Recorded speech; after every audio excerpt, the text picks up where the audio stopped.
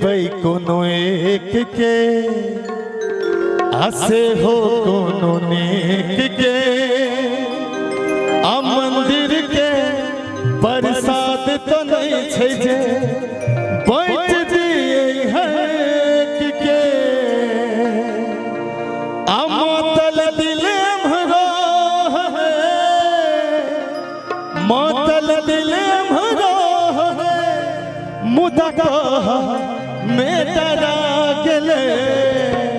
लोग शुरू भ गेले अहाँ सब बिल्कुल डरावना राम सेवक भैया किछ नहीं कहता बैसल बैसल नहीं चो सके छी अहाँ सब मस्ती लेबै त ताली बजा के देखाओ तो हमरा कते गोटे मस्ती के मूड में छी अहू चाचा अहू रेडी है तो हलाल रंग के बिंदिया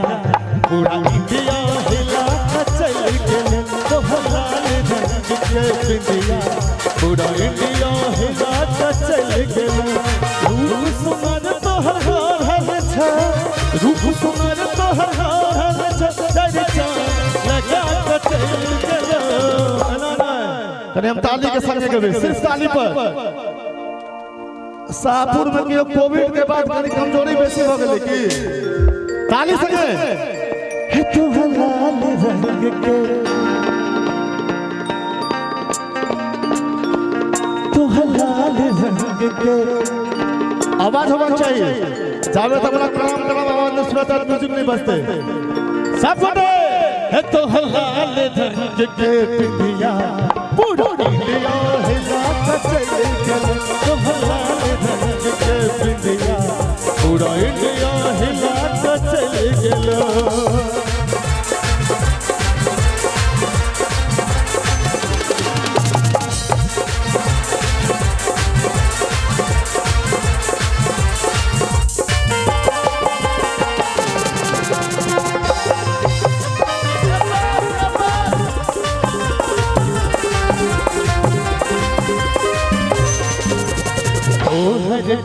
लाली कान में झूलो वाली पायल के छनकावत गोरी चल चल मत वाली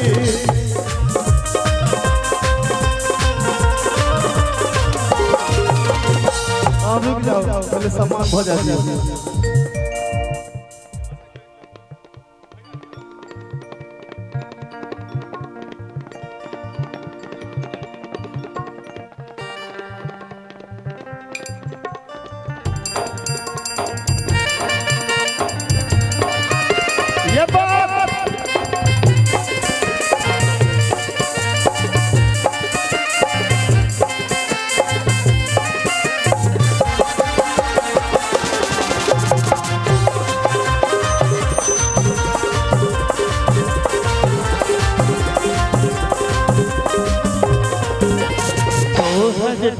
लाली कान में झूलो वाली पायल के छनकावत गोरी चल चल मत वाली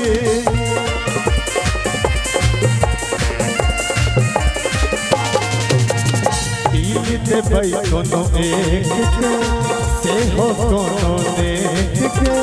मंदिर के प्रसाद तो नहीं छे बैठ दिए हैं मोतल दिल भरो है बाबा के देखो मुश्किल कोनो बात ना बाबा इंस्टाग्राम पर हम लिखने की सुना तो मोतल दिल भरो है मुझको में डरा गेले कनी मस्ती में है तो हलाल रंग के पूरा इंडिया हिला चल गेले तो हलाल रंग के पिंडिया पूरा इंडिया हिला चल गेले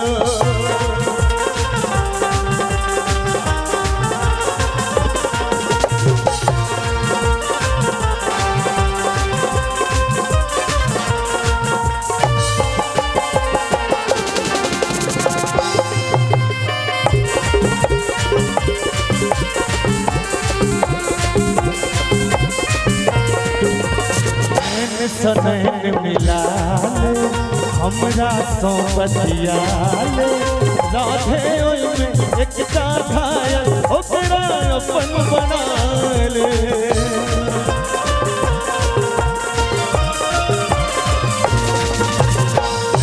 सने मिला